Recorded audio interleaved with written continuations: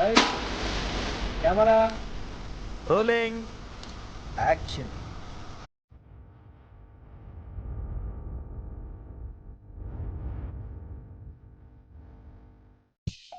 अवतार the way of water. इस film के डायरेक्टर, प्रोड्यूसर और राइटर जेम्स कैमरून हैं, जिन्होंने वीएफएक्स के जरिए एक ऐसी दुनिया खड़ी कर दी है जिसे देखकर लगता ही नहीं कि यह कंप्यूटर टेक्नोलॉजी का कमाल है। इस फिल्म के लिए वेटा एफएक्स नामक न्यूजीलैंड की एक वीएफएक्स कंपनी ने काम किया है, जिसके वीएफएक्स सुपरवाइजर जो लेट्री और एरिक थे। उन्होंने इस फिल्म के लिए 4000 वीएफएक्स शॉट क्रिएट किए थे, जिसमें अंडर वाटर के ही 2225 वीएफएक्स शॉट्स थे। अवतार 2 के आने से पहले लगभग सभी फिल्मों के अंडर वाटर वाले सीन्स को शूट करने के लिए आर्टिस्ट को हार्नेस के सहारे हवा में लटकाया जाता था और हवा में लटककर आर्टिस्ट इस तरह से मूवमेंट करते थे जैसे कि वह पानी में तैर रहे हैं। बट जेम्स कैमरून उनमें से नहीं है। उन्होंने अवतार 2 के लिए कई सारी टेक्नोलॉजी का आविष्कार भी किया है, जिससे कि फिल्म में सब कुछ ऑथेंटिक दिखे। अंडर वाटर सीन्स के लिए उन्होंने एक बहुत बड़ा स्विमिंग पूल बनवाया था।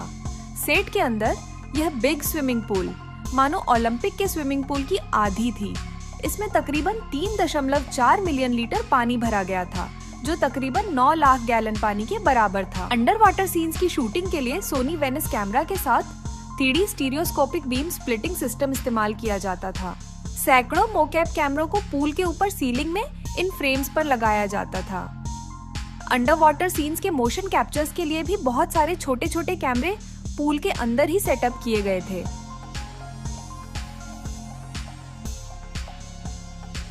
फोकस कैमरा के लिए सबसे पहले IMX बीम स्प्लिटर रिग्स का इस्तेमाल किया गया था, बट इससे कुछ सीन ही शूट हो पाई थी क्योंकि इसकी वजन 100 किलो से भी ज्यादा थी, जिसे पानी के अंदर मूव करने से वेब क्रिएट होती थी, जिसकी वजह से मोशन अच्छे से कैप्चर नहीं हो पाता था।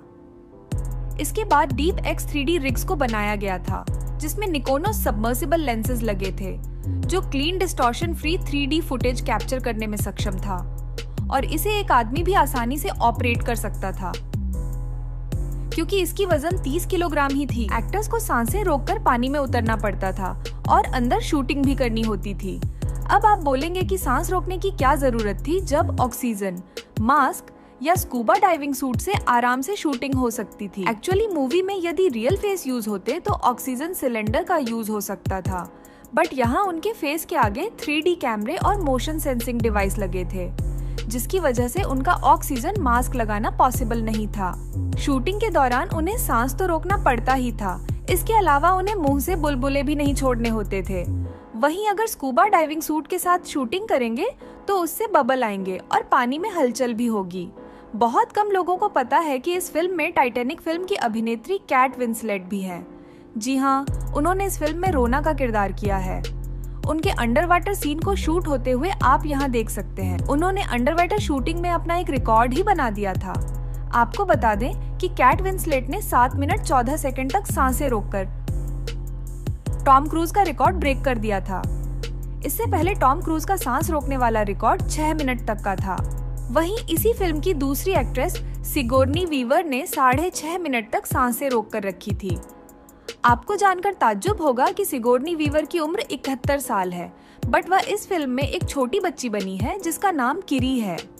एक्चुअल में वह अवतार 1 में किरी की मां की रोल निभाई थी, जिसका नाम डॉक्टर ग्रेस रहता है। खैर, यह सब संभव हो पाया है इस कमाल की वीएफएक्स टेक्नोलॉजी से। वहीं पानी के अंदर उन्हें तेजी से तैरने के लिए उनके हाथों में जेट पैक भी लगाए जाते थे। अब इतना सब हो जाने के बाद एक और बड़ी चुनौती सामने आई। वह ये थी कि वाटर सरफेस पर लाइट की रिफ्लेक्शन पड़ती थी, जिससे पूल के अंदर का मोशन कैप्चर नहीं हो पाता था। दरअसल आर्टिस्ट्स का CGI मॉडल बनाने के लिए उनके बॉडी में लगे मार्क्स की सही रीडिंग होनी जरूरी थी। इसके लिए जेम्स कैमरून की टीम ने एक अनोखी टेक्नोलॉजी का आविष्कार किया था। उनकी टीम ने स्विमिंग पूल में प्लास्टिक की छोटी छोटी बॉल्स को डाल दिया। ये ओपेक्स पानी के अंदर पड़ने वाले रिफ्लेक्शन को गायब कर देती थी। इस फिल्म के लिए थॉमस नेलन और उनकी टीम ने मेकअप वर्क किया था। आर्टिस्ट के कानों को लंबा और तीखा दिखाने के लिए उनके कानों पर अलग से कान के सेब जैसा प्लास्टिक लगाया गया था। पहले के समय में जहां सारी चीजें प्रोस्थेटिक मेकअप से की जाती थी, वही आज के टाइम पर थोड़ी बहुत मेकअप ही काफी है। हालांकि बॉलीवुड में अभी भी प्रोस्थेटिक मेकअप से ही चेहरा बदला जाता है। इसके लिए आर्टिस्ट को 8 से 10 घंटे तक एक जगह बैठकर मेकअप कराना पड़ता है। अगर आप लोगों ने तुम्बाड़ फिल्म का BTS नहीं देखा है तो उसे डिस्क्रिप्शन से जाकर चेकआउट कर लीजिए, क्योंकि उस फिल्म में हस्तर और दादी को प्रोस्थेटिक मेकअप से ही बनाया गया था। आपको बता दें कि इस फिल्म के VFX वर्क्स में लगभग 2000 करोड़ रुपए खर्च हुए थे।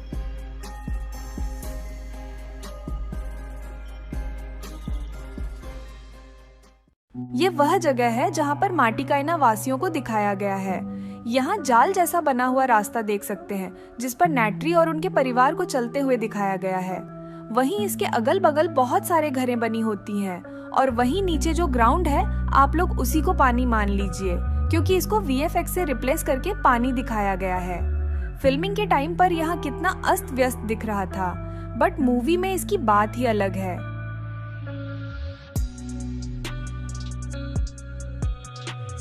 $2,900 करोड़ रुपए में बनी फिल्म में भला बजट की क्या ही प्रॉब्लम हो सकती थी, और यह दुनिया की सबसे महंगी फिल्म भी है। इस फिल्म में बहुत सारे कैमरा ट्रिक्स और टेक्नोलॉजी का इस्तेमाल हुआ है। हम जो यहाँ पंडोरा के रहने वाले नावी लोगों को देखते हैं, असल में उन्हें मोशन ग्राफिक्स के जरिए बनाया गया था।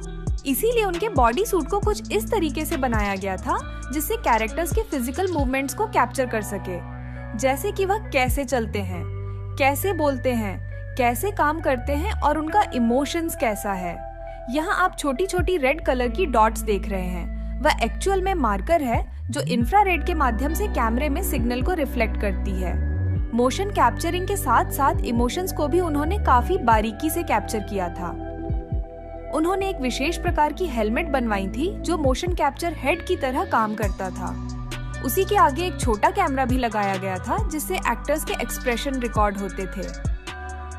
इसीलिए नावी लोगों का चेहरा तो अलग दिखता था, बट उसका एक्सप्रेशन इंसानों की तरह ही था।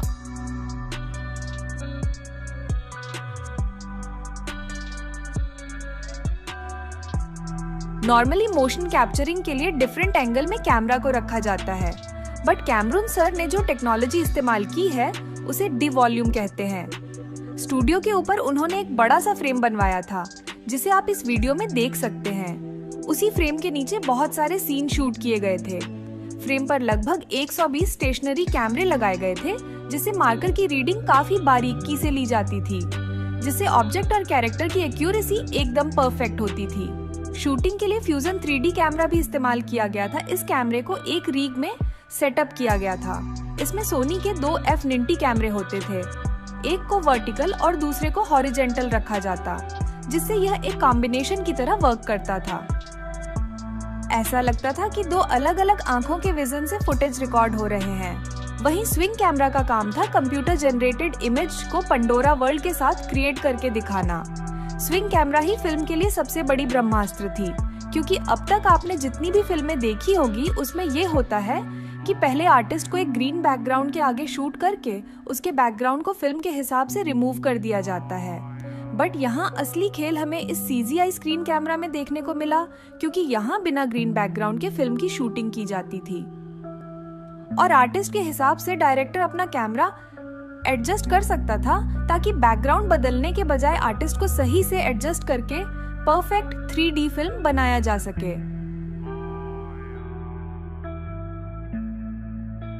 इसीलिए अवतार 2 की 3D सबसे ज्यादा असली फील होती है। अवतार फिल्म की तरह अवतार 2 में भी जैक सली का रोल सैम वर्थिंगटन ने किया है।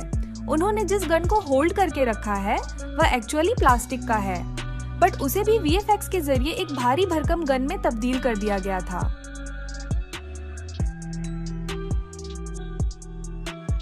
इस जगह पर कॉरिज अपने लोगों के साथ आकर बच्चों को पकड़ लेते हैं और नैत्री एक पेड़ के पीछे छिपकर तीर चलाती है। इसकी शूटिंग होते हुए देखेंगे तो पता चलेगा कि यहाँ असल में पेड़ की जगह एक लोहे का फ्रेम है। यहाँ जेक सली अपने लोगों को बचाने के लिए कबीला छोड़कर जाने का डिसीजन लेता है। उसके बाद वो कुछ इस तरीके से तटवासी कबीले की तरफ जाते हुए दिखते हैं। वह मिलो दूर जंगल पार करते हुए समुद्र के ऊपर उड़ते हुए जाते हैं। तो देखिए इसकी शूटिंग कैसे हुई थी। यहाँ सीजी यानी कि उड़ने वाले घोड़े की सवारी करते हुए उन्हें दिखाया गया है, बट यहाँ हम देख सकते हैं कि वह एक रोबोटिक मॉडल पर बैठे हुए हैं।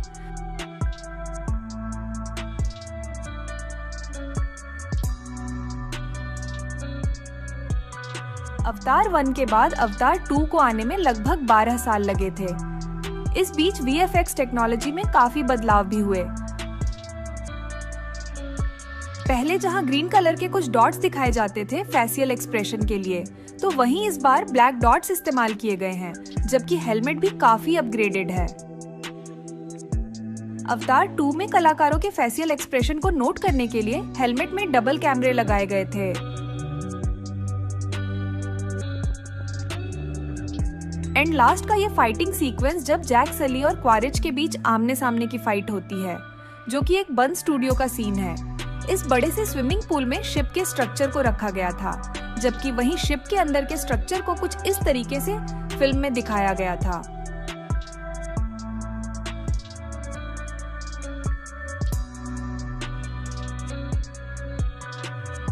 अगर आपने अवतार फर्स्ट का बिहाइंड द सीन्स वीडियो नहीं देखा है, तो आप उसे हमारे चैनल के डिस्क्रिप्शन और कमेंट सेक्शन से चेकआउट कर सकते हैं। Thanks for watching.